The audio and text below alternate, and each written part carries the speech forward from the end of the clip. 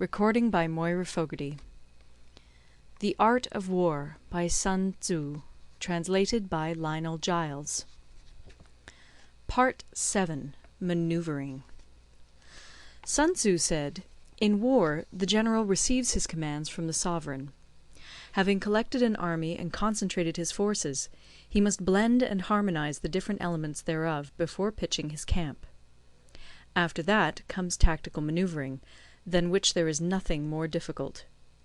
The difficulty of tactical maneuvering consists in turning the devious into the direct, and misfortune into gain. Thus, to take a long and circuitous route, after enticing the enemy out of the way, and those starting after him, to contrive to reach the goal before him, shows knowledge of the artifice of deviation. Maneuvering with an army is advantageous; with an undisciplined multitude, most dangerous. If you set a fully equipped army in march in order to snatch an advantage, the chances are that you will be too late. On the other hand, to detach a flying column for the purpose involves the sacrifice of its baggage and stores. Thus, if you order your men to roll up their buff coats, and make forced marches without halting day or night, covering double the usual distance at a stretch, doing 100 li in order to wrest an advantage, the leaders of all your 3 divisions will fall into the hands of the enemy. The stronger men will be in front, the jaded ones will fall behind, and on this plan only 1/10 of your army will reach its destination. If you march 50 li in order to outmanoeuvre the enemy, you will lose the leader of your first division, and only half your force will reach the goal. If you march 30 li with the same object, 2/3 of your army will arrive. We may take it then that an army without its baggage train is lost; without provisions, it is lost; without bases of supply, it is lost. We cannot enter into alliances until we are acquainted with the designs of our neighbours. We are not fit to lead an army on the march unless we are familiar with the face of the country, its mountains and forests, its pitfalls and precipices, its marshes and swamps. We shall be unable to turn natural advantage to account unless we make use of local guides. In war, practice dissimulation, and you will succeed. Whether to concentrate or to divide your troops must be decided by circumstances.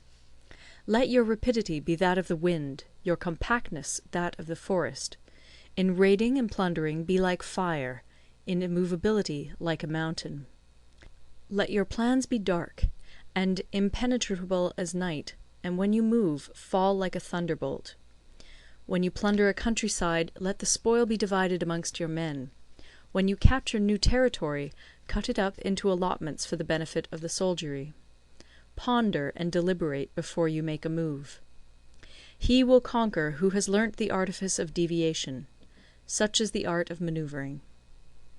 The Book of Army Management says, "On the field of battle the spoken word does not carry far enough. Hence the institution of gongs and drums. Nor can ordinary objects be seen clearly enough. Hence the institution of banners and flags. Gongs and drums, banners and flags, are means whereby the ears and eyes of the host may be focused on one particular point. The host thus forming a single united body, it is impossible either for the brave to advance alone, or for the cowardly to retreat alone.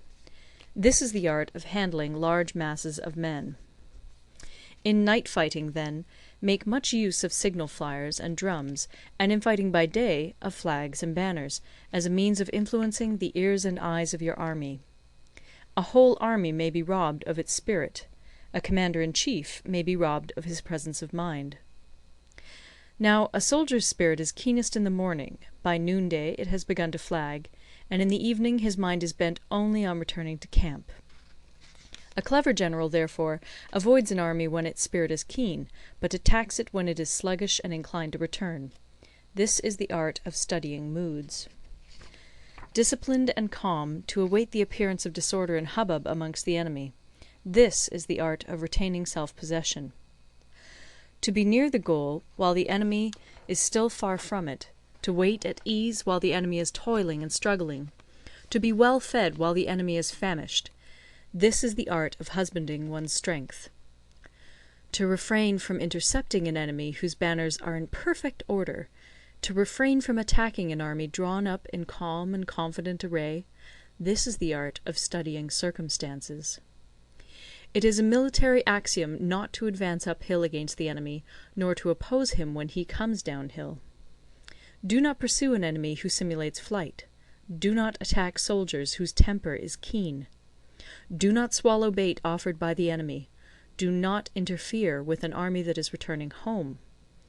When you surround an army, leave an outlet free. Do not press a desperate foe too hard. Such is the art of warfare. End of Part 7. Part 8. Variation in Tactics. Sun Tzu said, "In war, the general receives his commands from the sovereign, collects his army, and concentrates his forces. When in difficult country, do not encamp. In country where high roads intersect, join hands with your allies. Do not linger in dangerously isolated positions. In hemmed-in situations, you must resort to stratagem. In desperate position, you must fight. There are roads which must not be followed, armies which must not be attacked, towns which must not be besieged, positions which must not be contested, commands of the sovereign which must not be obeyed." The general who thoroughly understands the advantages that accompany variation of tactics knows how to handle his troops. The general who does not understand these may be well acquainted with the configuration of the country, yet he will not be able to turn his knowledge to practical account. So, the student of war who is unversed in the art of war of varying his plans, even though he be acquainted with the 5 advantages, will fail to make the best use of his men.